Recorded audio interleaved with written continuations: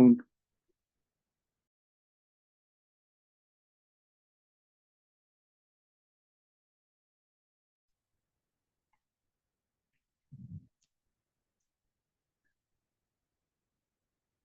Baik, Bismillahirrahmanirrahim. Assalamualaikum warahmatullahi wabarakatuh.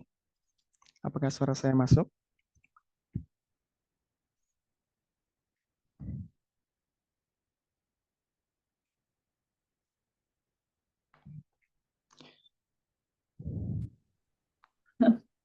Siapa Oke. itu?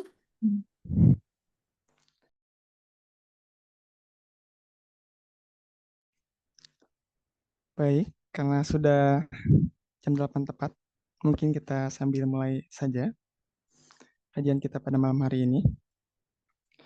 Baik, Bismillahirrahmanirrahim. Assalamualaikum warahmatullahi wabarakatuh. Innal hamdalillah nahmaduhu wa nasta'inuhu wa nastaghfiruh wa na'udzubillahi min syururi anfusina wa min sayyiati a'malina.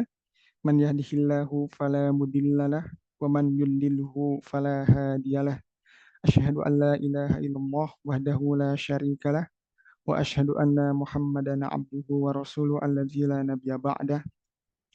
Rabbi shrah li sadri wa yassir li amri wa wahlul 'uqdatam min lisani yafqahu qawli amma ba'd.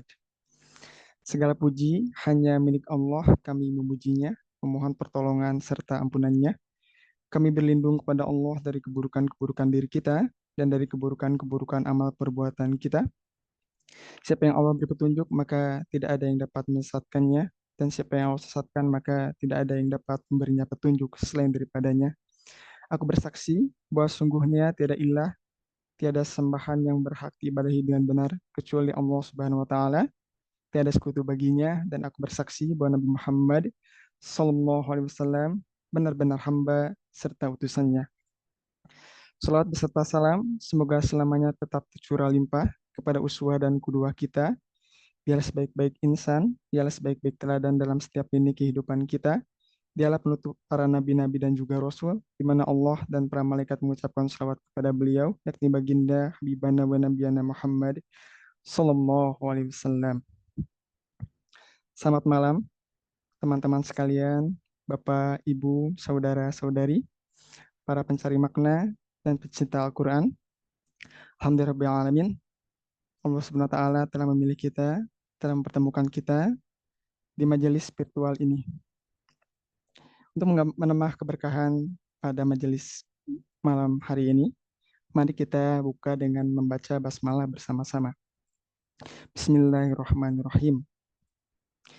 Izinkan saya, Ari Suharyadi, membersamai teman-teman, ibu, bapak, saudara-saudari sekalian, untuk sama-sama belajar, untuk sama-sama menuntut ilmu di majelis malam hari ini. Saya sangat senang melihat antusiasme teman-teman sekalian dalam kajian ngaji makna, menyelami makna, meresapi ayat-ayatnya.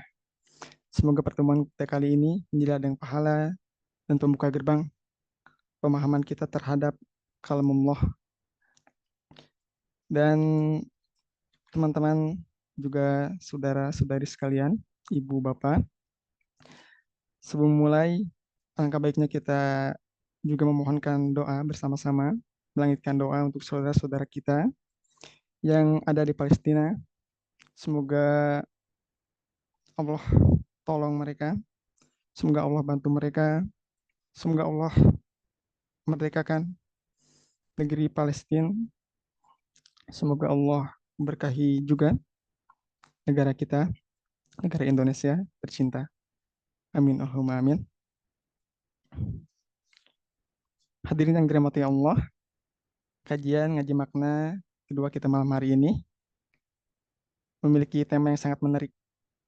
Ada yang tahu temanya tentang apa? Boleh di chat, boleh ditulis di kolom komentar. Bagi yang tahu,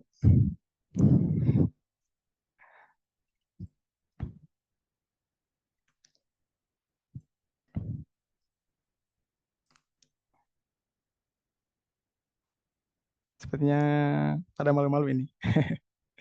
Ya, jadi tema yang akan diangkat pada malam hari ini berjudul memaknai pujian tertinggi. Kajian ini diselenggarakan oleh Rumah Quran Baitus Solihin. Kami mengucapkan jazakumullah khairan katsiran kepada semua pihak yang terlibat, salah satunya kepada Lembaga Jiswab Amal Madani Indonesia atas dukungan penuhnya sehingga kajian ini dapat terselenggara dengan baik. Semoga kolaborasi ini senantiasa diberkahi, dirahmati oleh Allah Subhanahu wa taala.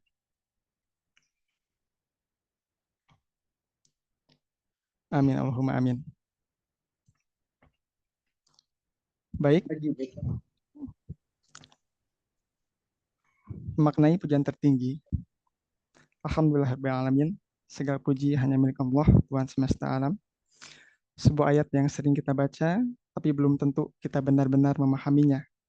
Apakah makna pujian tertinggi ini hanya sekedar ucapan saja, hanya sekedar ucapan di lisan, atau sebuah pengakuan agung bahwa seluruh keindahan, kekuasaan, dan rahmatnya hanya milik Allah? Kita akan menemukan jawabannya pada malam hari ini. Baik, malam hari ini kita akan sama-sama belajar menimba ilmu dari pemateri kita, dari Ustadz kita, yaitu Ustadz Muhammad Khotob Sofwan Solihin. Apakah sudah gabung bersama kita, Ustadz? Hadir. So, Alhamdulillah Ustadz sudah hadir di tengah-tengah kita. Semoga Allah selalu memberkahi Ustadz, merahmati Ustadz, beserta keluarga. Amin, Allahumma amin. Baik, sebelum memulai ke acara inti pada malam hari ini, izinkan saya untuk membacakan cipi singkat dari pemateri kita. Beliau memiliki nama lengkap Ustadz Muhammad Khotob Sofwan Solihin. Beliau pernah belajar menimba ilmu di Al-Qasima dengan lulusan tafsir dan ilmu Al-Quran di Uni Emirat Arab.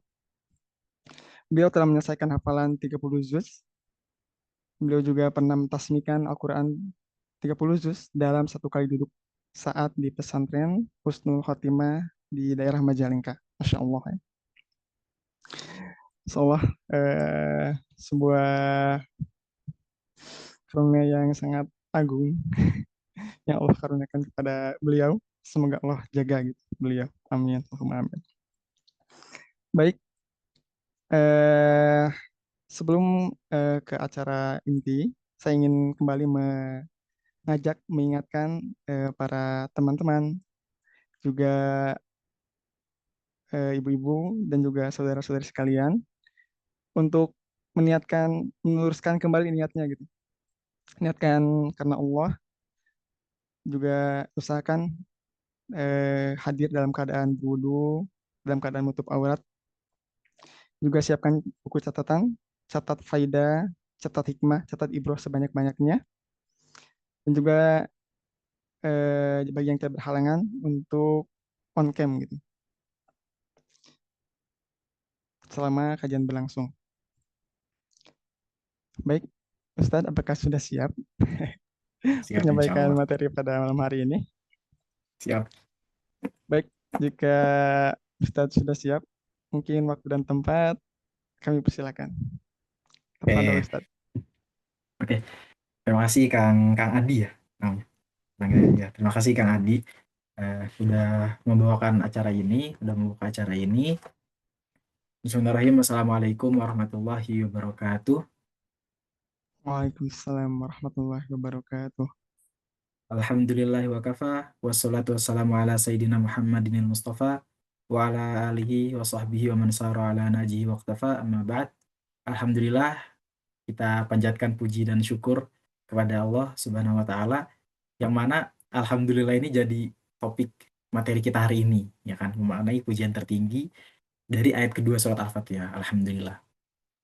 Dan salawat serta salam selalu tercurah limpahkan kepada Nabi Muhammad Shallallahu Alaihi Wasallam yang telah membawakan kita risalah Islam, risalah Al-Quran, sehingga kita bisa menikmati setiap katanya, setiap kalimatnya hingga detik ini. Dan tentunya semoga kita semua diakui sebagai umatnya di hari kiamat nanti dan bisa mendapatkan syafaat uzmanya di hari kiamat nanti. Amin ya rabbal alamin. Oke, oke. Sesuai tadi ya yang sempat dimention juga sama Kang Adi, tema kita malam ini adalah tentang memaknai pujian tertinggi atau eh, kita ngebahas ayat kedua dari surat Al-Fatihah. Gitu kan konsepnya gitu ya. Setiap 2 pekan sekali kita ngebahas satu ayat, kita ngebahas satu ayat lagi per ayat gitu. Jadi yang yang simpel-simpel aja gitu, yang aman-aman, yang ya simpel-simpel aja sedikit dulu gitu, sedikit demi sedikit. Biar gak kalau langsung satu surat tuh sebenarnya seru juga, cuman takut kelamaan gitu. Ini bentar. Ini saya ngambilnya dari mana tadi? Oke ini. Ini saya ngambilnya dari ini. eh nah ini. Untuk referensi utamanya dari ini. Namanya Mausu'atut Tafsiril Balaghi atau ini Rhetorical Interpretation Encyclopedia. Jadi ensiklopedi tentang tafsir balaghah atau retorik, tafsir retorik. Karena sebenarnya banyak yang bisa dibahas dari Al-Qur'an dari segi eh, ilmiah juga bisa kan, IPA dan sebagainya. Dari segi retorikanya bisa, dari segi i'rab, nahunya bisa, dari segi apapun bisa gitu diambil dari Al-Quran. Seperti yang saya mention di pertemuan sebelumnya bahwa Al-Quran ini kayak bahar gitu, kayak lautan yang luas gitu. Orang bisa ngambil mutiaranya, orang bisa ngambil ikannya, orang bisa ngambil apa misalnya airnya jadiin garam dan lain sebagainya gitu. Jadi referensi utamanya dari ini, dari Tafsir Balaghi, dari Majma' Quran Syarjah, yang mana ini tetanggaan sama kampus saya dulu ya kan di Syarjah. Jadi dulu sering main juga dan sempat magang di sini gitu. Jadi kurang lebih tahulah gimana perjuangan para ulama di Majma' Quran ini di Syarjah untuk bikin Mausu'ah Tafsir Balaghi, ensiklopedia Tafsir Balaghi, yang mana sekarang lagi berjalan ya. Kalau nggak salah tuh udah sampai ke 20 berapa gitu atau 30-an gitu. Masih di juz 15 kalau nggak salah ya. Masih berjalan lah sekarang apa namanya? Pembukuan ensiklopedia ini. Bagus banget sih. Tapi sayangnya masih bahasa Arab ya kan, karena baru diterbitin juga. Jadi belum ada yang terjemahin ke bahasa Indonesia.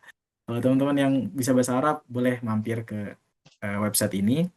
Kalau yang belum bisa bahasa Arab ya kita insya Allah di ngaji makna ini bakal ngebahas sepersekian persen gitu dari ensiklopedia ini gitu.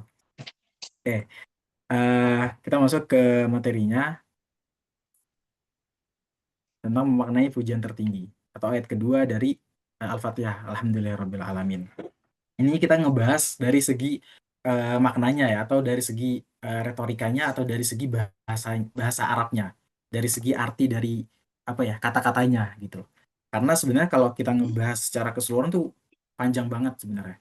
Bisa tadi tuh waktu lagi baca-baca tafsir Qurtubi, tafsir Ibnu Asyur, tafsirnya Al-Muharrir Al-Wajiz Ibnu Atiyah dan lain sebagainya itu banyak yang pengen dimasukin ke sini, cuman takutnya terlalu panjang dan nanti jadi apa namanya jadi overwhelm gitu loh untuk memahami makna dari ayat kedua ini gitu. Jadi eh, kita fokus ke makna retorikanya atau dalam bahasa Arab itu balaghah.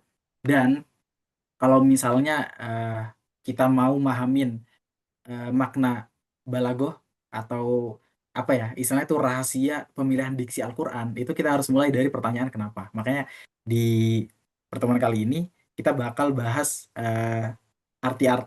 bakal bahas sesuatu yang bermula dari pertanyaan kayak kenapa atau apa arti dari kalimat ini gitu.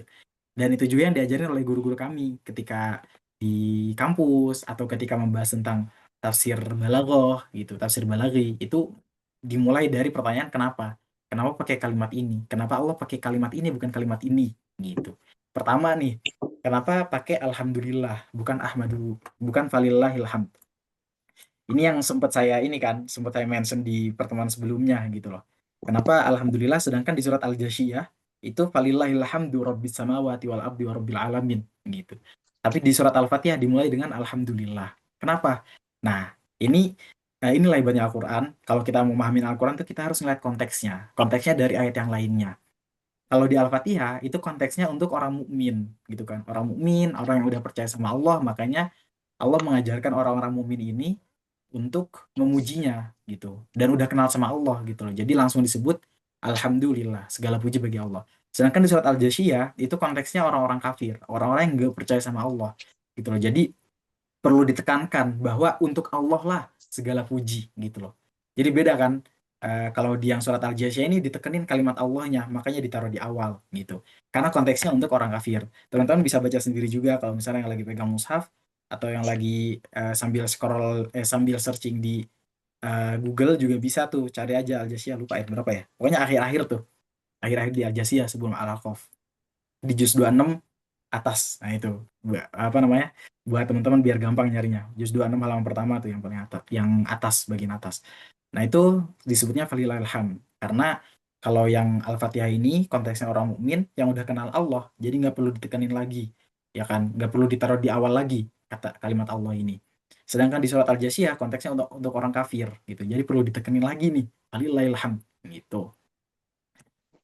Kemudian kenapa pakainya alhamdulillah bukan ahmadullah gitu kan? Kan bisa aja kan. Alhamdulillah ini artinya kan pujian atau segala puji bagi Allah. Sedangkan ahmadullah ini aku memuji Allah. Artinya kan kurang lebih sama ya kan. Nah, kenapa gitu kan? Pertama itu biar lebih umum. Karena kalau misalnya kita doa kan eh, kita doa atau kita apa ya dalam kesehari-harian kita kan kadang kita bilang nahmadukallahumma gitu. Kami memujimu ya Allah, ahmadukallahumma, aku memujimu ya Allah gitulah. Nah, kalau di Al-Qur'an di surat Al-Fatihah ini terutama ya kan makanya alhamdulillah bukan ahmadullah karena apa?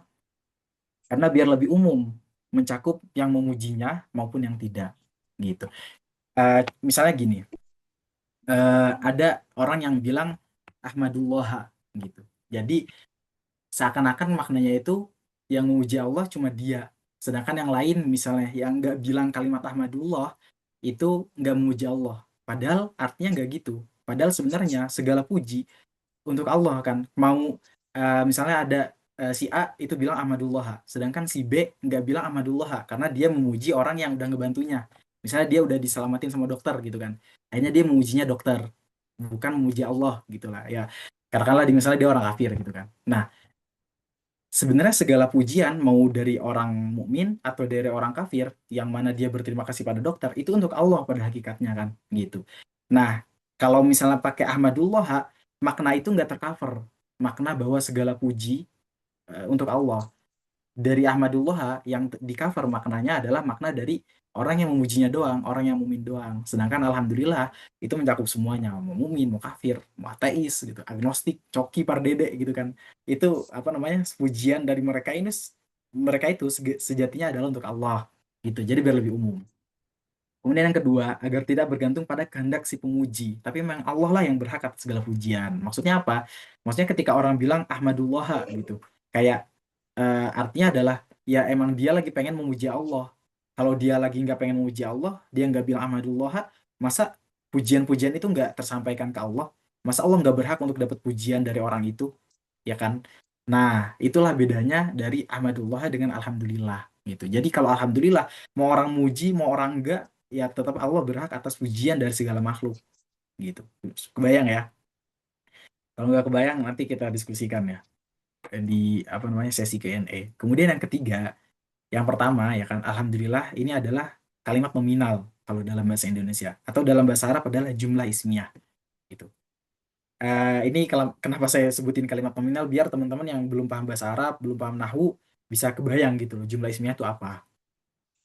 Kalau kalimat nominal itu bersifat tetap, ya kan? Dalam bahasa Arab ya, jumlah ismiyah itu bersifat tetap. Sedangkan kalimat yang kedua, Ahmadullah, itu jumlah fi'liyah atau kalimat verbal, artinya temporer.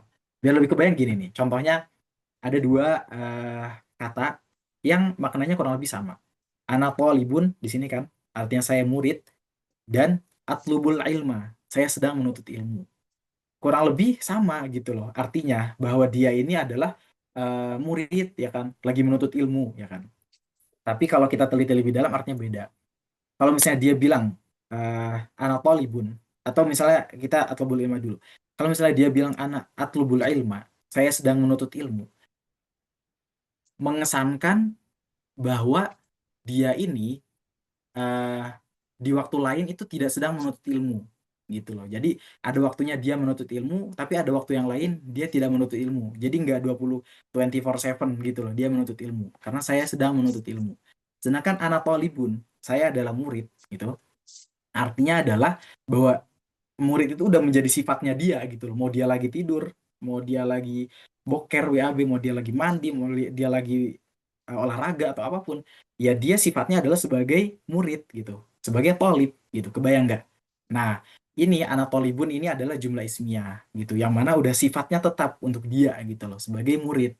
Sedangkan jumlah fi'liyah atlubul ilma itu sifatnya nggak tetap. Jadi ada kalanya dia menuntut ilmu, ada kalanya dia lagi tidur yang nggak lagi menuntut ilmu. Nah, alhamdulillahi ini kita tuh menetapkan sifat pujian ini kepada Allah, makanya memakai kalimat nominal gitu. Sedangkan Ahmadullah ini kita tetap muji Allah ya kan. Kalau Ahmadullah ini kita tetap muji Allah, tapi eh, ada kalanya kita memuji Allah, tapi ada kalanya kita nggak memuji Allah gitu. Misal pas lagi tidur gitu kan. Kebayang ya bedanya gitu. Kenapa di Al-Quran ya kan Allah memakainya kata Alhamdulillah bukan Ahmadullah. Kemudian yang selanjutnya ini masih part yang pertama kan ada 3 part ya Alhamdulillah, Robbi sama Al-Alamin gitu. Kemudian ini yang keberapa sih ini? Yang selanjutnya lah. Kenapa lillahi bukan lahu ya kan? Padahal cukup pakai kata ganti. Maksudnya artinya adalah dia. Karena lafaz Allah udah disebutin sebelumnya kan. Bismillahirrahmanirrahim. Kan ada lafaz Allah ya kan. Bisa aja nyebutin alhamdulillahu rabbil alamin. Nah, tapi kenapa di sini alhamdulillah rabbil alamin? Biar lebih kebayang kita pakai contoh deh. Di surat At-Taghabun ya kan disebutin di ayat pertamanya yusabbihu lillahi ma fis samawati ma fil ard lahul mulku. Pakai kata ganti kan, lahu bukan lillahil mulku. Kemudian walahul hamdu, bukan walillahil hamd. Kemudian wa huwa ala kulli syai'in qadir, bukan wallahu ala kulli syai'in qadir. Kenapa? Ini kan ya kita juga di sehari-hari biar lebih simpel pakai kata ganti kan. Misalnya Pak Presiden telah datang dan dia menyalami satu persatu tamunya. Kan kita pakai dia ya kan. Nggak diulang tuh. Pak Presiden telah datang dan Pak Presiden menyalami menyalami satu-satu tamunya. Itu kan kayak pemborosan kata ya kan. Nah, kalau di surat At-Taghabun ini pakai kata ganti atau dalam bahasa Arab istilahnya isim dhamir. Sedangkan di Al-Fatihah nggak pakai kata ganti atau disebutnya isim zahir gitu. Langsung disebutin gitu secara jelas kalimat Allahnya, nggak pakai dhamir hu. Nah, kalau dalam ilmu retorika bahasa Arab atau balago ini ada kaidah yang namanya al-idharu fi maqamil idmar, yaitu memakai apa ya, penyebutan secara jelas padahal bisa pakai kata ganti. Ya contohnya ini itu. Tujuannya adalah apa? Sesuai konteksnya sebenarnya tujuannya. Kalau di konteksnya di surat Al-Fatihah ini, alhamdulillahi konteksnya adalah untuk mengagungkan nama Allah dan biar lebih berefek pada yang mendengarnya gitu. Kalau misalnya kita cuma dengerin Alhamdulillahu Rabbil Alamin gitu kan. Bandingkan dengan kita dengar langsung kalimat Allah Alhamdulillahi Rabbil Alamin. Mana yang lebih berefek gitu pada hati kita gitu. Yang lebih apa ya? Lebih bisa mentadaburinya gitu, lebih kebayang apa namanya? Bahwa disebutin nih nama Allah gitu loh. Ya kan pasti lebih berefek dan lebih kebayang yang alhamdulillahi kan daripada alhamdulillahu gitu. Jadi itu salah satu apa ya? Salah satu keindahan dalam ilmu retorika bahasa Arab itu ada al-idharu fi maqamil idmar. Yang harusnya bisa nih pakai kata ganti, tapi nggak pakai. Malah disebutin namanya secara langsung. Biasanya kata-kata kayak gini dipakai untuk ya mengagungkan seseorang itu atau mengagungkan sesuatu itu kayak gitu. Ya misalnya eh, kita bilang uh, ja'ad duktur wad duktur yu'til muhadharah gitu kan. Telah datang profesor gitu kan, dosen dan dosen apa namanya memberikan kelas, memberikan pelajaran gitu kan. Diulang tuh kata duktur, kata dosen. Untuk apa ya? Untuk mengagungkan dia gitu loh. Bayang ya, gitu. Jadi kenapa disebut alhamdulillah bukan alhamdulillahu untuk biar lebih berefek ke orang yang mendengarnya gitu loh. Karena ketika kita mendengar ya kita dengar nama Allah gitu loh. Jadi lebih berefek, lebih kerasa gitu loh pujiannya untuk Allah daripada cuma pakai kalimat lahu gitu. Nah, ini part yang kedua kita ngebahas arti dari Rob. Kalau simpelnya di bahasa di terjemahan Kemenak ya, ya di mushaf-mushaf Quran yang kita punya ini, kalau kita lihat artinya Rob adalah Tuhan. Padahal kalau kita bedah, ya kan, artinya bisa jadi Tuhan juga. Tapi coba kita bedah dulu dari awal. Arti aslinya dari kata Rob ini adalah tarbiyah atau menumbuhkan. menumbuhkan, mengurus sesuatu, mendidik, dan lain sebagainya. Itu arti dari kata Rob. Orang yang menumbuhkan, orang yang mendidik, orang yang mengurus sesuatu. Artinya itu pada dasarnya. Nah, kalau kita lihat turunannya dalam apa namanya penggunaan orang-orang Arab, penggunaan bahasa Arab, artinya bisa berarti tuan, ya kan? Buktinya apa? Bisa berarti tuan. Buktinya di surat Yusuf. Teman-teman yang hafal Quran nih coba eh, ingat ayat ini. Innahu Robbi ahsan maswai. Robbi di sini apakah artinya Allah? Apakah artinya Tuhan? Enggak kan? Innahu Robbi ahsan maswai. Yang dimaksudkan oleh Yusuf di sini adalah bahwa dia adalah tuanku, Al-Aziz ini. Al-Aziz, dia adalah tuanku yang telah berbuat baik kepadaku gitu. Maksud Robbi di sini adalah tuan gitu loh. Tuan dari pada waktu itu kan Yusuf jadi budak ya, gitu kan. Jadi budak yang dibeli dari musafir kan. Setelah dia diambil dari sumur oleh musafir, dijual ke Al-Aziz. Yang mana artinya dia adalah budaknya Al-Aziz. Nah, Yusuf bilang Robbi, innahu Robbi, bahwasanya dia adalah tuanku Al-Aziz. Nah, itu bukti pertama ya kan, bahwa penggunaan Rob ya kan pada dasarnya bisa untuk banyak hal gitu, bukan cuma Tuhan doang. Tuhan bisa, raja juga bisa gitu kan. Cuman kalau di Al-Quran mungkin ada atau enggak ya, saya belum belum nyari juga sih. Tapi kalau di syair-syair Arab gitu kan, kalau teman-teman buka tafsir Al-Qurtubi, tafsirnya Ibnu Asyur dan lain sebagainya, itu ada syair-syair bahasa Arab justru zaman jahiliyah itu menggunakan Rob sebagai artinya raja. Karena raja pun artinya orang yang mengurus sesuatu ya kan. Raja dari sebuah negeri, dialah yang mengurus negeri itu. Makanya ini bisa jadi turunnya dari kata rob. Kemudian bisa berarti juga pengurus. Kalau teman-teman nih yang belajar bahasa Arab pas SD atau pas kecil lah, apa bahasa Arabnya ibu rumah tangga? Robatul bait nggak sih? Gitu kan. Ini melekat banget gitu. Karena keinget banget nih, ibu rumah tangga bahasa Arabnya adalah robatul bait atau ya ibu rumah tangga. Nah, robbah ini kan berasal dari kata rob, ya kan? Yang mana mengurus rumah gitu. Jadi rob ini secara arti harfiahnya ya adalah zat atau orang yang mengurus, menumbuhkan, mendidik dan lain sebagainya.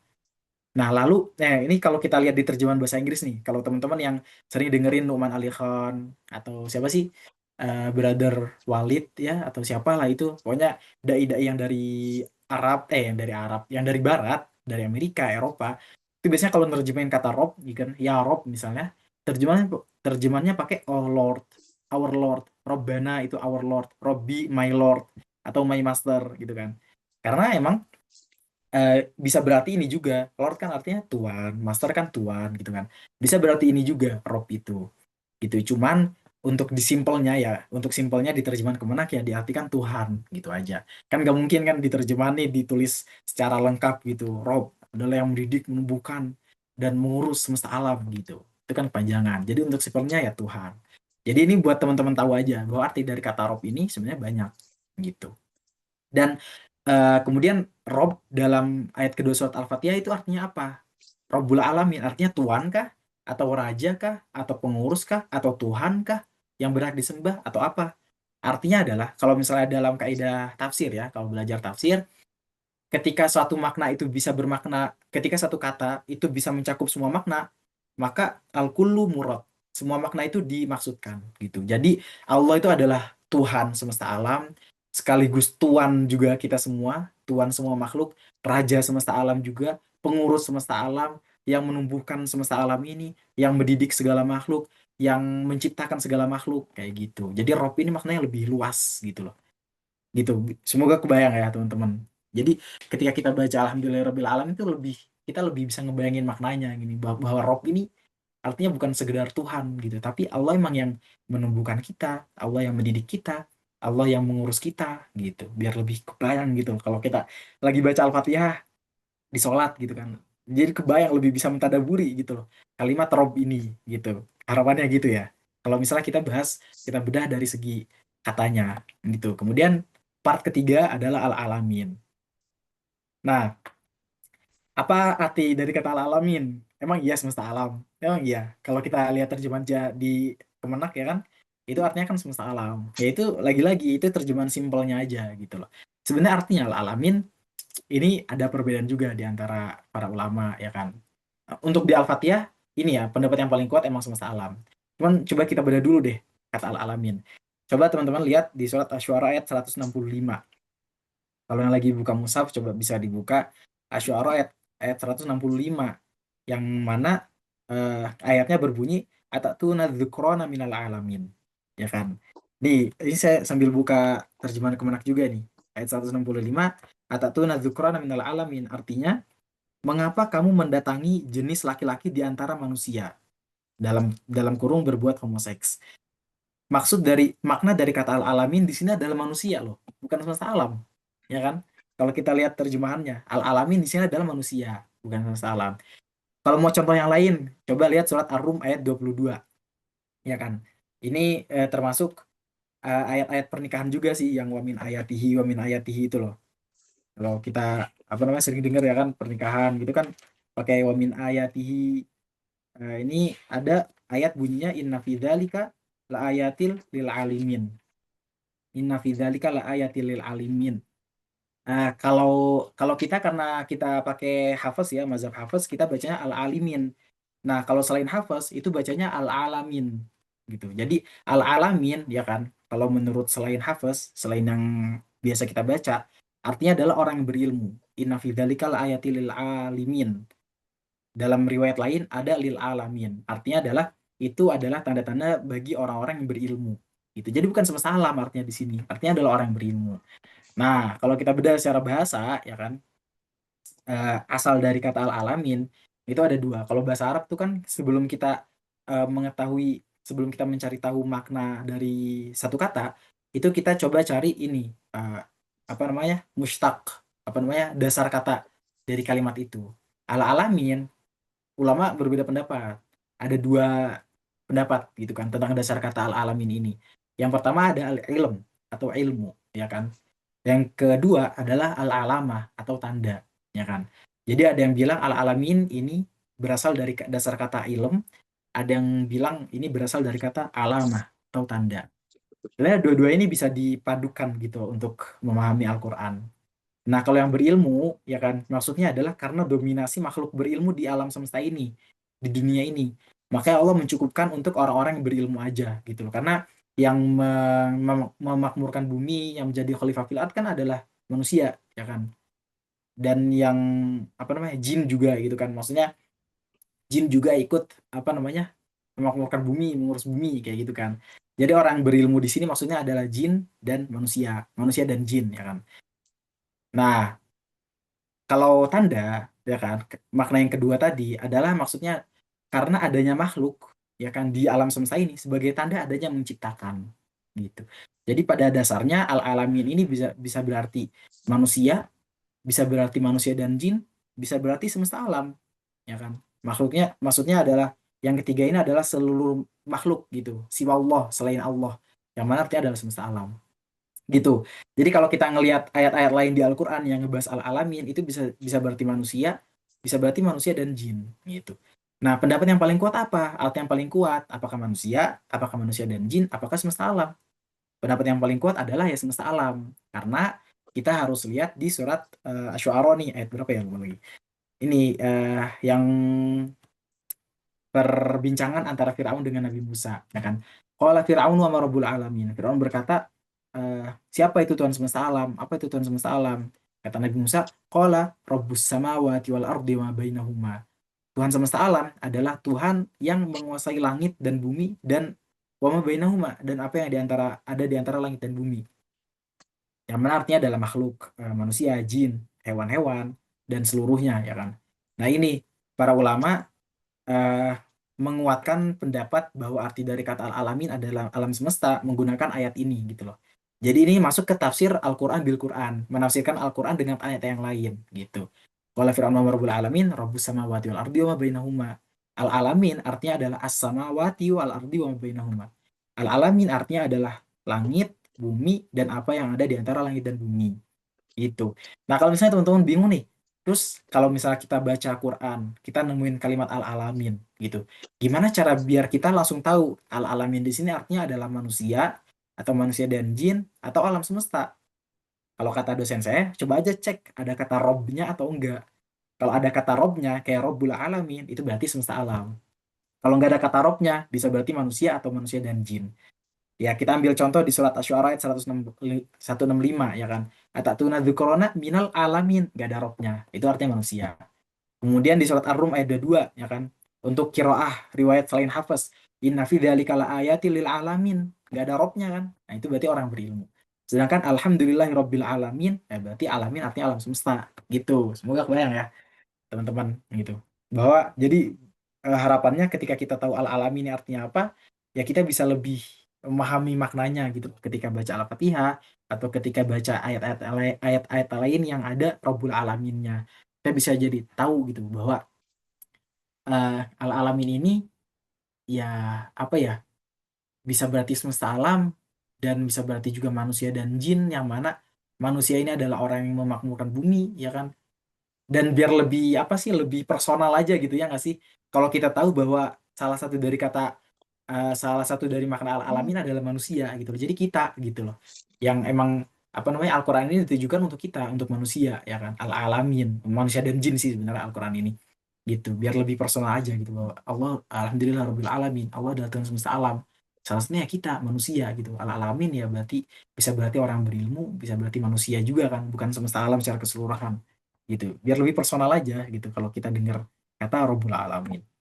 Ini terakhir, kenapa alamin bukan awalim? Ini pembahasan nahwu juga sih sebenarnya. Cuman untuk lebih simpelnya gini. Sebenarnya al-alamin adalah bentuk jamak untuk hal-hal yang berakal. Untuk nama, untuk sifat. Contohnya muslimin, itu kan sifat. Atau misalnya muhsinin, sobirin, mukminin, itu kan untuk sifat ya kan. Ada ya'nunnya gitu, ada innya di akhir. Sedangkan untuk zat-zat yang nggak berakal, itu pakainya jamak taksir. Kayak eh, kolam, jamaknya apa? Bentuk jamaknya kolam, aklam. Kitab, jamaknya apa? Kutub, ya kan? Atau apa misalnya? eh Libasun, baju, ya kan? Malabis. Yang mana nggak ada innya gitu di akhir. Karena in, ya nun, kalau kata ulama bahasa Arab, ya nun itu untuk ukola, untuk orang-orang yang berakal gitu loh, untuk manusia, jin, untuk sifat gitu kan. Sedangkan kalau yang nggak berakal itu pakainya jamak taksir. Kayak tadi kolam jadinya aklam. Nah, alam nggak berakal kan? Harusnya awalim. Bentuknya jamak taksir. Nah, tapi kenapa di sini disebutkan alamin?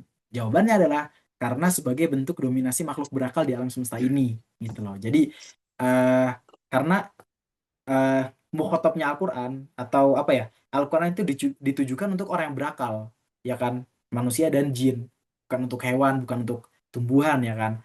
Jadi biar lebih personal gitu kan, Allah pakai kata al-alamin karena kita-kita ini manusia dan jin adalah yang mendominasi alam semesta ini gitu loh. Dan untuk kitalah ditujukan Al-Quran ini untuk menjadi pedoman kita para manusia ya kan. Makanya pakai kata al-alamin, ada ya nunnya, ada innya gitu di akhir gitu loh. Ya, jadi karena yang mendominasi makhluk di alam semesta ini adalah makhluk berakal, manusia dan jin. Jadi kalau misalnya mau disimpulkan gini deh, yang berakal aja tunduk sama Allah gitu kan, apalagi yang nggak berakal. Manusia dan jin aja tunduk sama Allah, ya kan? Manusia dan jin adalah manusia dan jin aja adalah hamba Allah. Apalagi hewan-hewan, tumbuhan, pastinya juga hamba Allah. Pastinya juga tunduk sama Allah. Gitu.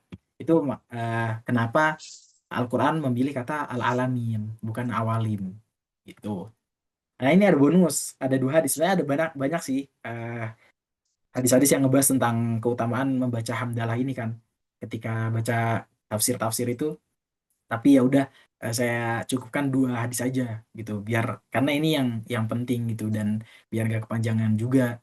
Hadis pertama adalah ketika ada seorang hamba pernah berdoa, ya Rabbi lakal hamdu kama yanbaghi li jalali wajhika wa azimi sultanik. Ini doa yang sering kita baca. Kalau teman-teman baca Al-Masrur juga ada kan doa ini kan, ya Rob, bagimu segala puji sebagaimana layaknya keagungan wajahmu dan kebesaran kekuasaanmu, ya kan? Nah, ucapan ini ngebuat kedua malaikat pencatat amal kebingungan karena mereka tidak tahu bagaimana harus menuliskannya. Kalimat ini tuh terlalu agung, terlalu luas maknanya. Kemudian kedua malaikat itu tuh naik ke langit, ya kan, untuk ketemu Allah dan berkata, wahai Rob kami, sesungguhnya hambamu telah mengucapkan suatu kalimat yang kami tidak tahu bagaimana menuliskannya. Saking agungnya, bayangin aja, malaikat pun bingung gitu, gimana nulisnya. Kemudian Allah, yang mana tentunya Allah tuh sebenarnya lebih tahu apa yang diucapkan hamba itu, ya kan. Cuman untuk apa ya, retoris gitu kan, formalitas, Allah bertanya, apa yang telah dikatakan oleh hambaku? Kemudian malaikat menjawab, ia berkata, ya Rabbi, lakal hamdu kama yanbaghi li jalali wajhika wa 'azim sultanik.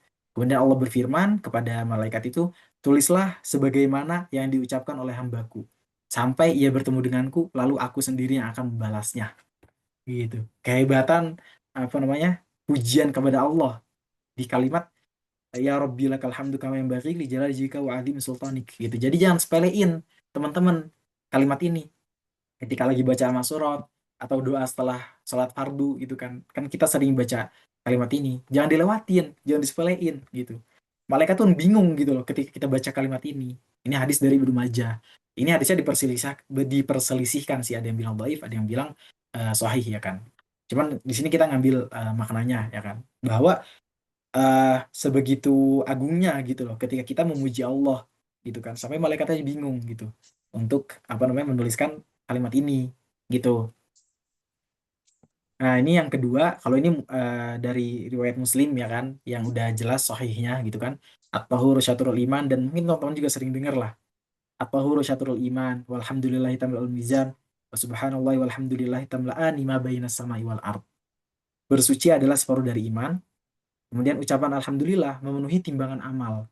Dan ucapan subhanallah walhamdulillah memenuhi atau hampir memenuhi apa yang ada di antara langit dan bumi. Gitu. Kemudian wassalatu nurun, salat adalah cahaya, wasodaqatul burhan, sedekah adalah bukti nyata keimanan, wasabru diaun, kesabaran adalah sinar yang menyala, wal Qur'anu hujjatun laka wa alaika. Al-Quran adalah hujah yang bisa menjadi pembela bagimu atau justru menjadi penuntut atasmu. Jadi buat teman-teman yang eh, hafal Quran gitu kan, sering-sering di murojaah, biar Al-Quran ini jadi pembela kita, bukan jadi penuntut kita gitu. Kalau misalnya kita udah hafal Quran, nggak pernah murojaah, akhirnya lupa, malah kita yang dituduh apa ya, iya didakwa lah oleh Al-Quran nanti di hadapan Allah gitu loh, bukan ngebela kita justru. Kemudian kullun nas yaghdu, setiap manusia itu keluar di pagi hari, lalu ia menjual dirinya, fabiwa nafsahu, kamu tiquha au mubiquha, ada yang membebaskan dirinya dengan amal solih, ada pula yang malah mencelakakan dirinya dengan dosa gitu loh. Jadi ini sebagai pengingat juga ya kan, bahwa ketika kita bangun di pagi hari, kita berniat beraktivitas, kita harus ingat bahwa kalau misalnya kita melakukan amal solih, ya kita sedang membebaskan diri kita dari neraka. Kalau misalnya kita berbuat dosa, malah kita mencelakakan diri kita gitu. Nah, yang perlu kita highlight dari hadis ini adalah walhamdulillahi tamla'ul mizan wa subhanallahi walhamdulillahi tamla'ani ma bainas samai wal ard. Sebegitu powerfulnya kalimat alhamdulillah. Tuh. Bahwa kalimat alhamdulillah itu memenuhi timbangan kita nanti di akhirat, ya kan? Timbangan amal baik tentunya ya kan, gak mungkin amal buruk. Nah, subhanallah walhamdulillah, kalimat subhanallah walhamdulillah itu memenuhi apa yang ada di langit dan bumi gitu. Jadi kalau misalnya kita baca Al-Fatihah ya kan setiap hari gitu kan, selama 5 waktu sholat fardu kita baca Al-Fatihah pasti kan alhamdulillah, ini masuk tamlaul mizan gitu loh. Apalagi kalau kita sering di luar sholat kita baca, kita dapat nikmat, alhamdulillah. Atau jangan dapat nikmat doang, kita dapat keburukan, sebenarnya kita dianjurkan untuk baca alhamdulillah gitu. Biar kita ngerasa kayak, oh kita dapat keburukan pun ya kita masih tetap dapat nikmat dari Allah, nikmat bisa hidup, nikmat bisa ngambil hikmahnya gitu kan, nikmat bisa tetap berpikir rasional kayak gitu. Jadi alhamdulillah itu kan harus sering-sering kita baca, karena itu memenuhi timbangan kita, memenuhi apa yang ada di antara langit dan bumi kayak gitu ya. Ini bonus ya kan, karena sebenarnya kan kita pengen ngaji makna, ngaji artinya gitu kan dari segi kebahasaan, dan bonus-bonusnya ya kayak gini, tentang hadis, tentang keutamaan kayak gitu ya. Semoga bisa diambil hikmahnya, dan semoga setelah kajian ini kita bisa eh, lebih deep gitu loh, lebih lebih dalam ketika memahami kalimat alhamdulillahirabbil alamin. Ketika kita lagi murojaah, ketika kita lagi sholat gitu kan, kita bisa lebih paham makna dari alhamdu, makna dari lillah, kenapa bukan lahu. Kita bisa lebih paham makna dari Rob gitu, bahwa Allah tuh bukan cuma apa ya, Allah tuh Tuhan yang mengurusi kita semua, yang menguasai kita, yang menjamin rezeki kita semua. Kemudian alamin, bahwa kita ini adalah orang yang seharusnya mengeluarkan bumi gitu. Alamin ditujukan untuk orang-orang yang berilmu, orang-orang yang berakal, manusia dan jin kayak gitu.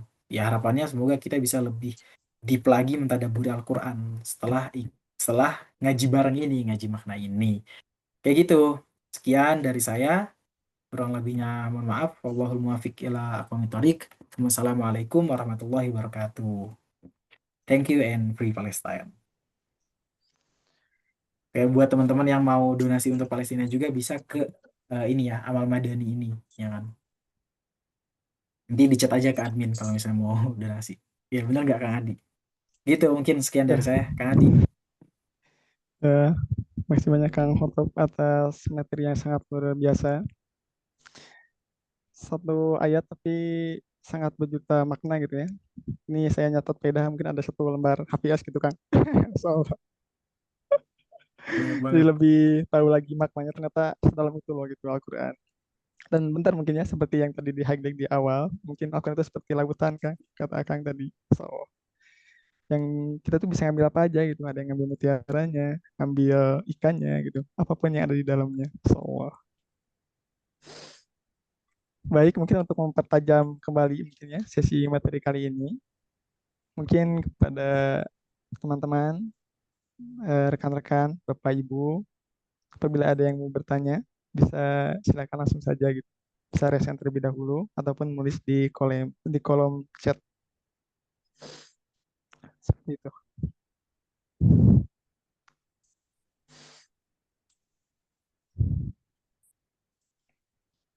Silakan apabila ada yang mau bertanya.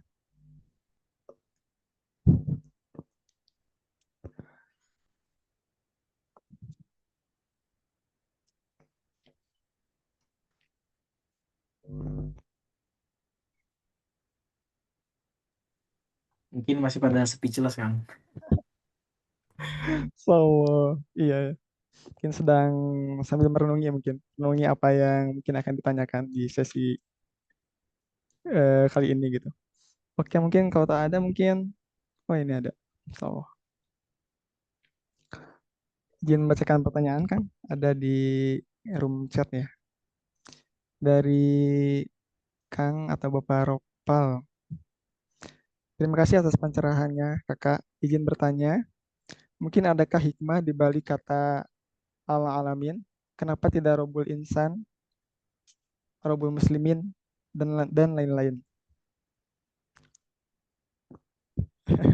Monggo Ustaz, Benar. mau langsung dijawab atau ditampung dulu?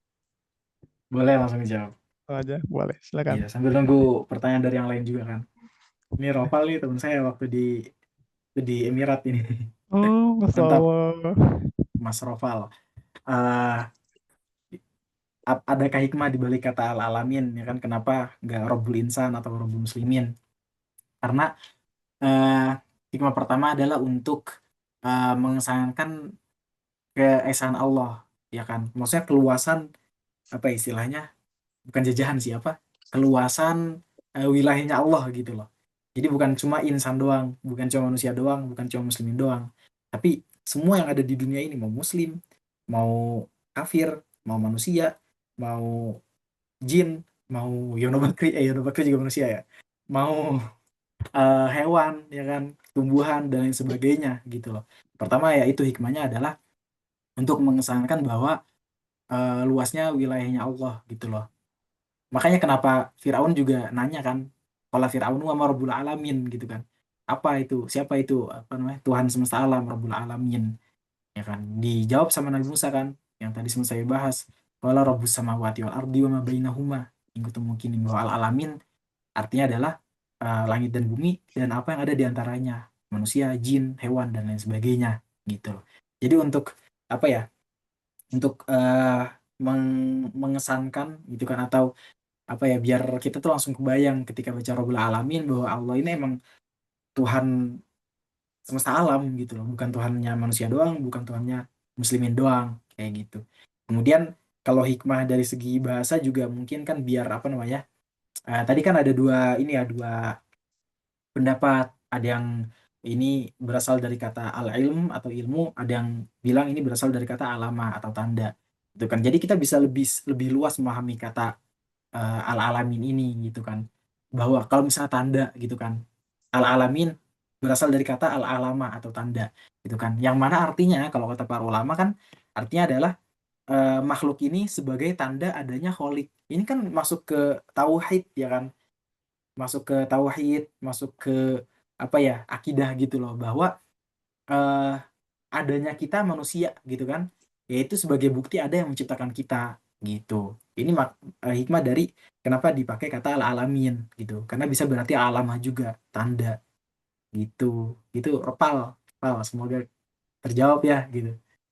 Dia biar lebih terkesan powerful gitu loh, powerful gitu. Allah menguasai semuanya gitu, semesta alam, bukan cuma insan doang, bukan cuma muslimin doang gitu, Kang Adi gitu. So, gimana Kang Roval? Apakah terjawab? Bisa di sawah. Jazakallahu khair katanya. Barakallahu fikum. So, alhamdulillah mungkin sudah terjawab ya pertanyaan dari Kang Roval. Next mungkin pertanyaan berikutnya.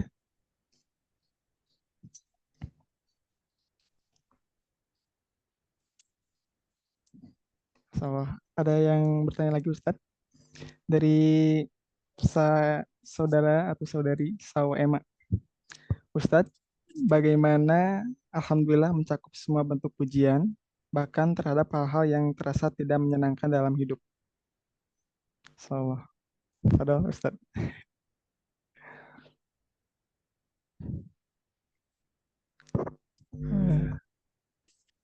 Afan Ustadz, suaranya belum masuk. Iya, lupa lupa di unmute, sorry sorry. Oke, sebenarnya eh, alhamdulillah ini kenapa bisa mencakup segala sesuatu bahkan yang terasa tidak menyenangkan bagi kita, karena barangkali kita apa ya, merasakan sesuatu yang tidak menyenangkan, kita merasakan musibah ya kan, tapi kita tuh nggak menyadari nikmat yang lainnya gitu, nikmat lainnya yang Allah berikan gitu, pasti ada gitu. Ketika kita mendapat hal yang tidak menyenangkan gitu kan, eh, ketika berjalannya waktu kita baru sadar, oh ternyata kenapa kayak gini, karena ini gitu loh. Kita baru sadar setelah berjalannya waktu ya kan, manusia itu baru bisa menyadari setelah berjalannya waktu, setelah musibah itu terjadi. Dan kenapa kita diajarkan untuk beralhamdulillah ya kan, walaupun lagi apa namanya, lagi nggak seneng, ya biar itu, biar kita tuh apa ya, termindset untuk walaupun dapat hal yang gak menyenangkan, kita tetap punya mindset untuk mencari hal-hal yang menyenangkan di balik musibah itu gitu loh. Biar mindset, kalau di stoikisme kan kayak biar mindset kita tuh eh apa ya, mindset kita tuh happy, mindset kita tuh berpandangan baik gitu loh terhadap sesuatu, bukan apa sih istilahnya, mindful, bukan mindful ya, apa itu ya istilah bahasa sekarang itu kan, biar kita tuh punya mindset yang mindset positif, positif mind gitu loh. Ketika kita dapat hal yang menyenangkan, lagi capek pun, lagi apa ya, banyak masalah gitu kan di kantor lah, di sekolah atau di mana, ya alhamdulillah gitu. Karena eh, walaupun kita merasakan hal yang tidak menyenangkan pun, kita masih tetap diberi Allah nikmat, diberi rezeki gitu kan. Kita masih diberikan hidup, kita masih bisa makan ya kan, walaupun capek gitu, misalnya habis kerja, habis sekolah, kuliah apa, masih bisa makan, masih bisa minum, masih apa misalnya ada HP ya kan, masih ada orang-orang, orang tua, masih ada anak-anak, masih ada orang terkasih kita, masih ada ya banyak lah yang bisa kita syukuri ya kan, di balik hal yang tidak menyenangkan itu gitu loh. Jadi biar kita tuh termindset gitu untuk positif mind gitu terhadap semua hal, itulah kita bilang alhamdulillah gitu. Mungkin ya, semoga menjawab ya. So, bagaimana? Apakah terjawab pertanyaannya? Oke, saya Ema ya.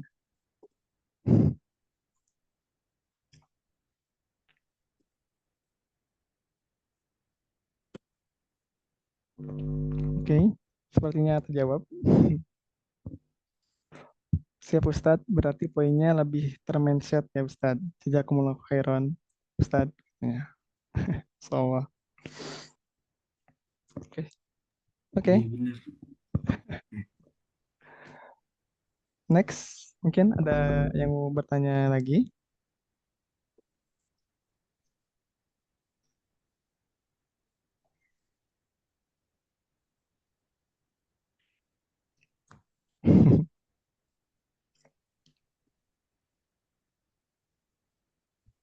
Ini mau nambahin yang Syaimah tadi nih, berarti poinnya biar termindset ya. Ya, boleh silakan Nah, Ustaz. iya, saya jadi keinget ini apa namanya hadis yang ajaban li amril mukmin, sungguh apa ya, ajib gitu loh, Menakjubkan. sungguh apa namanya bagus gitu loh, apa urusannya orang mukmin. Inna amrahu kullahu lahu khair, bahwa segala urusan orang Semuanya baik. mukmin ini semuanya baik, ya kan. Saya takut salah-salah nih hadisnya. Ini kurang lebih ya, au fi manahu in asobahu khairun syakaro. Kalau Hmm. misalnya seorang muslim itu mendapat kebaikan, bersyukur. Wa in asobahu syarrun sobaru. Kalau misalnya dapat apa namanya keburukan, dia sabar gitu. Jadi emang mindset kita sebagai muslim adalah yaitu positif So, gitu loh. Kalau dapat kebaikan bersyukur, dapat apa namanya keburukan ya sabar gitu. Nah, alhamdulillah ini salah satunya untuk apa ya menstimulasi kita gitu loh, untuk tetap mindset positif. Jadi keinget ini real video dari Irfan Hakim gitu. Irfan Hakim tuh lupa dia pernah apa ya lagi bikin video sama siapa gitu loh. Dia bilang ya kalau kita lagi capek lagi apapun ya ucap aja alhamdulillah gitu. Jangan ngeluh. Kalau kita ngeluh nanti Allah apa ya? Allah nggak tambahin kita nikmat gitu loh. Karena kan lain syakartum lazidanakum. Ya kan? Kita ucap aja oh, kalau lagi capek, lagi apapun, alhamdulillah kayak gitu. Kalau kata Irfan Hakim gitu gitu. Biar kita tuh mindset kita tetap positif, dan dengan kita mengucap alhamdulillah ya hitungannya kita bersyukur juga, dan harapannya kita jadi ditambahin nikmat dari Allah gitu. Allah. Jadi apa? Jadi terpacu gitu Ustaz untuk merubahnya mindset gitu. Sederhana mungkin kita lapar ya. Alhamdulillah lapar gitu. Mungkin karena dengan kita lapar, kita bisa merasakan nikmatnya makan gitu. Ketika capek, alhamdulillah capek. Karena dengan Benar, capek kita benar. akan bisa merasakan nikmatnya istirahat kayak gitu. Iya. Allah. Jadi mungkin bisa melihat semuanya itu dari kacamata rahmat ya Ustaz. Seperti itu. Hmm, benar. Allah.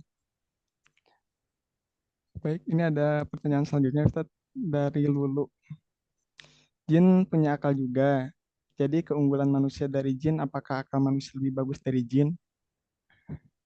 Hmm. Saya juga belum pernah ketemu jin sih, jadi nggak pernah tanya langsung, nggak pernah interaksi langsung. Tapi kan kalau emang kita ngelihat teks dari hadis-hadis ya dari Al-Quran, emang menggambarkan bahwa manusia ini lebih baik daripada jin, ya kan. Bahkan kalau salah tuh ada ya hadis yang bilang sebaik-baiknya manusia adalah sebaik-baiknya jin itu sama dengan seburuk-buruknya manusia gitu loh. Eh, Mungkin ya secara akal mungkin lebih bagus, ya kan, untuk apa namanya manusia daripada jin gitu loh. Makanya kenapa Allah menjadikan manusia yang jadi khalifah fil ard, bukan jin gitu. Karena ya manusia lebih berakal, lebih berbudi pekerti mungkin kayak gitu kan. Ini kalau kita ngelihat teks-teks di Al-Quran dan hadis ya, emang Allah mengunggulkan manusia daripada jin. Dari entah mungkin dari akalnya, dari akhlaknya, atau dari segala sisi kayak gitu kan. Itu. Itu mungkin semoga menjawab ya. Bagaimana? Teh dulu apakah terjawab? Sawah. Terima kasih Ustadz. Ini aja ada yang bertanya lagi. Mungkin ini jadi pertanyaan terakhir ya Ustadz. Khawatir terlalu Hmm. malam seperti itu. Izin bertanya Ustadz, tadi kan definisi ala-alamin salah satunya itu manusia dan jin. Apakah Al-Quran, apakah Qurannya jin itu sama persis dengan Qurannya manusia? Iya. Oke, ini menarik banget pertanyaannya. Ini bisa masuk ke pembahasan tafsir juga ya. Eh, saya tuh waktu di kampus sempat belajar yang namanya Ijazul Quran atau mukjizatnya Al-Quran. Mukjizat Al-Quran kan ada empat poin ya. Mukjizat dari segi bahasa, ijazul balaghi, mukjizat dari segi syariat, dari segi hukum, mukjizat dari segi uh, ghaibi, ya kan?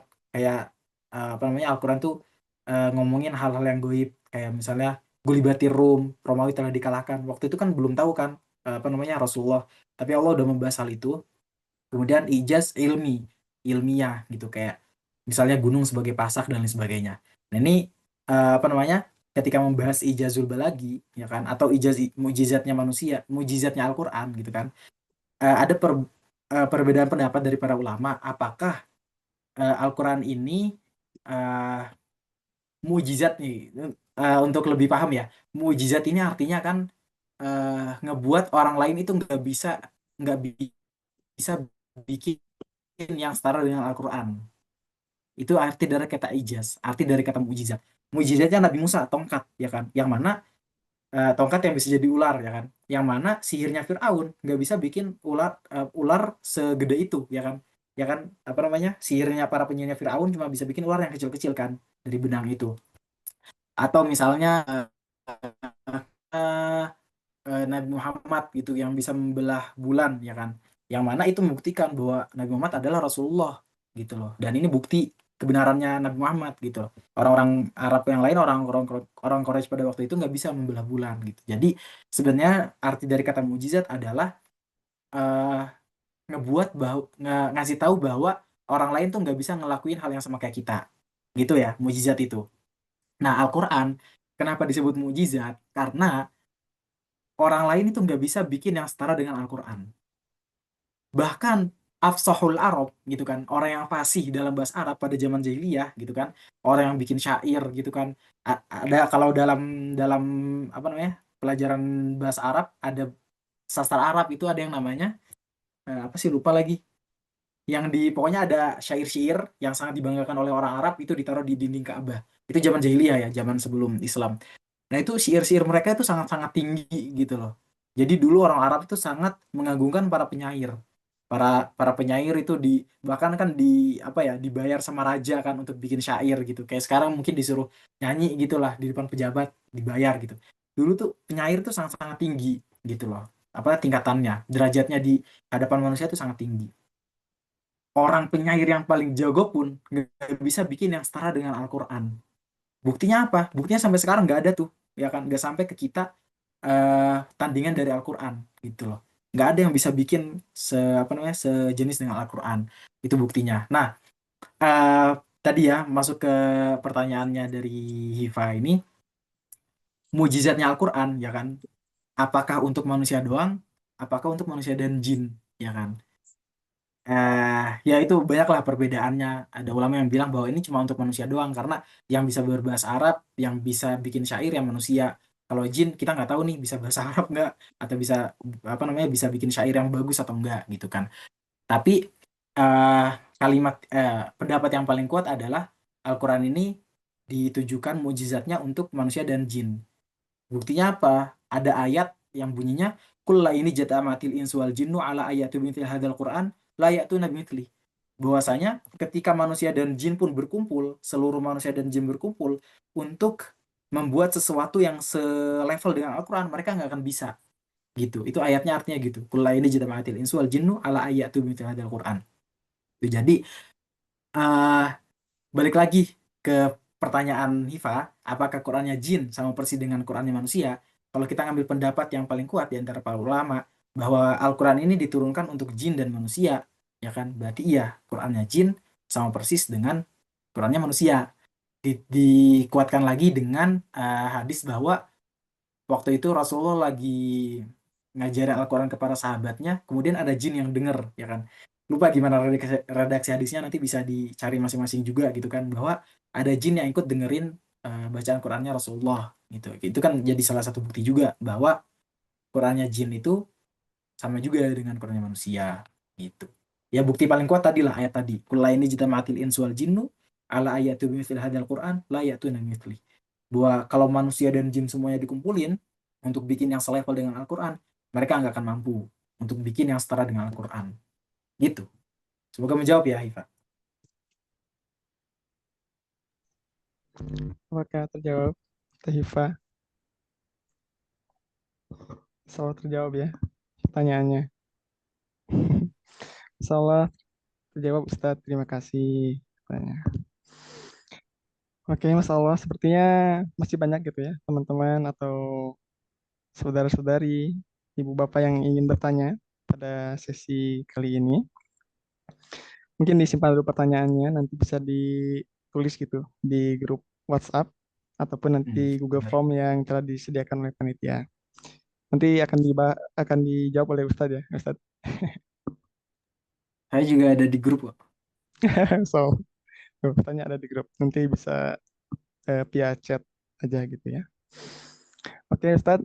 Insya Allah tak terasa kita sudah ada di penghujung acara gitu ya pada majelis malam hari ini. Mungkin untuk menambah keberkahan bisa kami mohon untuk kesediaan Ustadz memimpin doa Ustadz.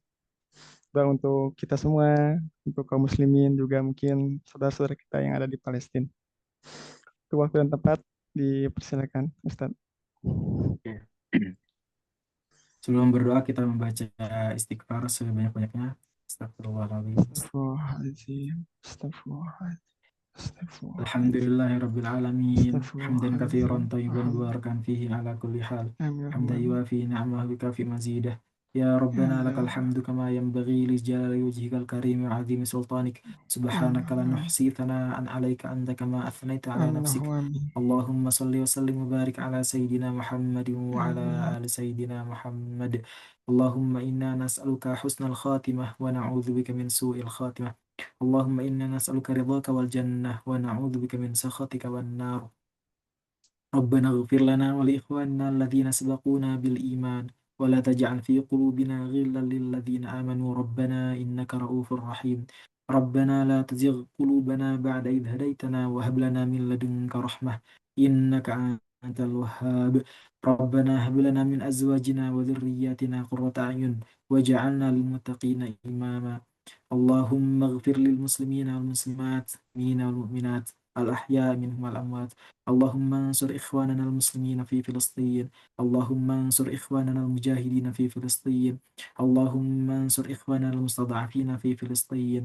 ربنا آتنا في الدنيا حسنة وفي الآخرة حسنة وقنا عذاب النار. ربنا تقبل منا إنك أنت السميع العليم وتب علينا يا مولانا إنك أنت التواب الرحيم. وصلى الله على سيدنا محمد وعلى آله وصحبه وسلم والحمد لله رب العالمين. تقبل دعانا يا الله بسر الفاتحة.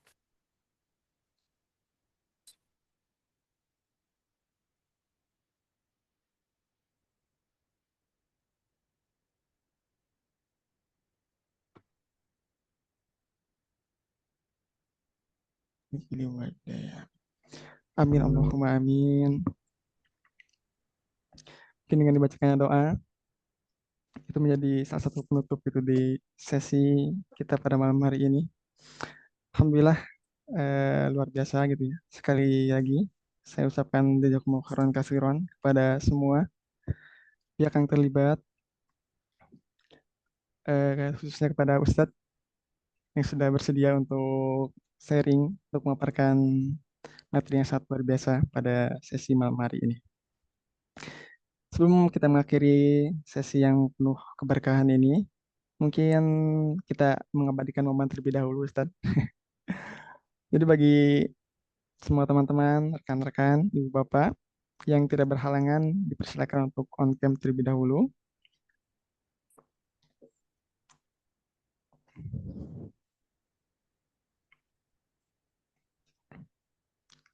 Operator, apakah sudah siap?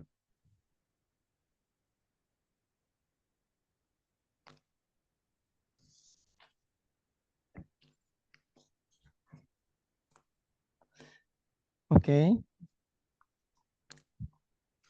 saya hitung dari 3 ya. 3, 2, 1. Sudah? Mungkin satu gaya bebas. Aman. 3, 2, 1.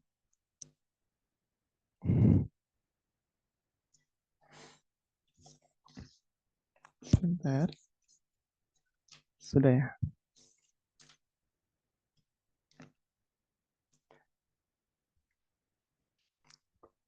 Alhamdulillah telah selesai sesi dokumentasi.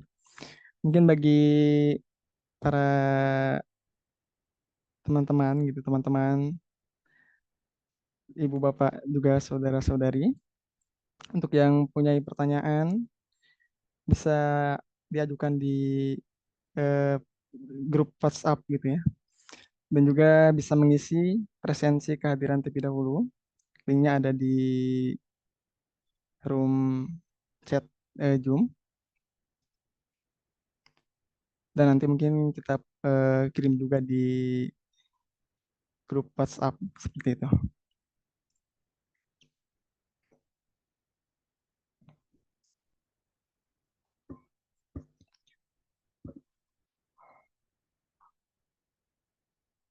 Bisa diisi terlebih dahulu mungkin ya.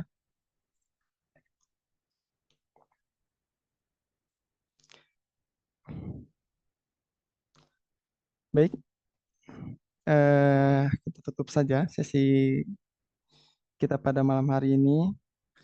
Saya lagi kami ucapkan jazakumullah khairan katsiran kepada Rumah Quran Baitus Solihin sebagai penyelenggara utama agenda ngaji makna malam hari ini, serta kepada Lembaga Jiswab Amal Madani Indonesia atas dukungan penuhnya.